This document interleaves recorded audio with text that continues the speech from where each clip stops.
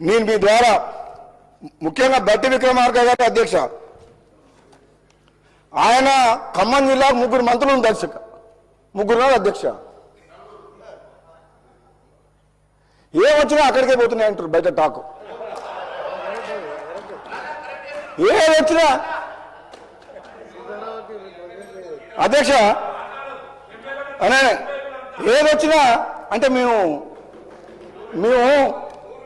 అధ్యక్ష అధ్యక్ష ఒక మాట అధ్యక్ష, ఈ తెలంగాణ ఉద్యమం నడిచింది 60 ఏళ్ల పోరాటం ఈ తెలంగాణ ప్రజల ఆత్మగౌరవం కోసం. తెలంగాణ ప్రజలు కోరుకుంది ఆకలినైనా తట్టుకుంటారు, ఆకలినైనా చంపుకుంటారు, ఆకలికైనా ఓర్చుకుంటారు, కానీ ఆత్మ గౌరవం కోసం బతుకుతారు అని చెప్పి ఈ తెలంగాణ ఉద్యమం నడిచింది అధ్యక్ష.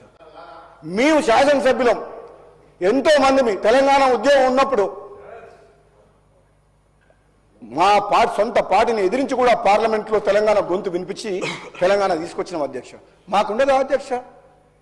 మమ్మల్ని ఎన్నుకున్న ప్రజలు, మాకు ఓటేసి గెలిపించిన ప్రజలు, ఎంపీగా ఎమ్మెల్యేగా గెలిపించినప్పుడు వాళ్ళు అడుగుతుంటే వాళ్ళకు న్యాయం చేయాల్సిన బాధ్యత శాసనసభ్యునిగా నా మీద ఉండదా అధ్యక్ష?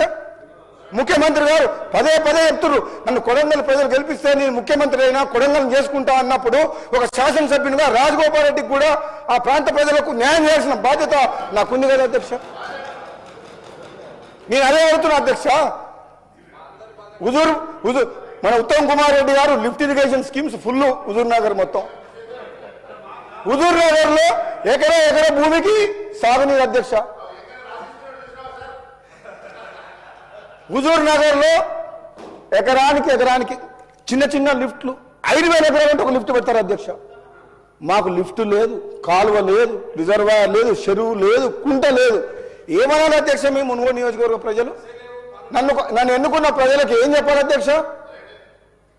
మాట్లాడే చేత కాదా నాకు? లేదంటే నేను ఏమన్నా ప్రలోభాలకు లొంగే వ్యక్తినా? ఎవరన్నా బెదిరిస్తే భయపడే వ్యక్తినా? దేనికి భయపడని వ్యక్తిని, ప్రలోభాలకు లొంగని వ్యక్తిని మన ప్రభుత్వం ఉండి శాసనసభ్యునిగా నా ప్రాంతానికి అన్యాయం జరుగుతుంటే నేను మాట్లాడకుండా ఉండడం నేరం అధ్యక్ష. ఒకవేళ నేను ఆ ప్రాంత ప్రజలకు న్యాయం చేయలేనప్పుడు ఈ పదవిలో ఉండడానికి అనర్హుని అధ్యక్ష. నేను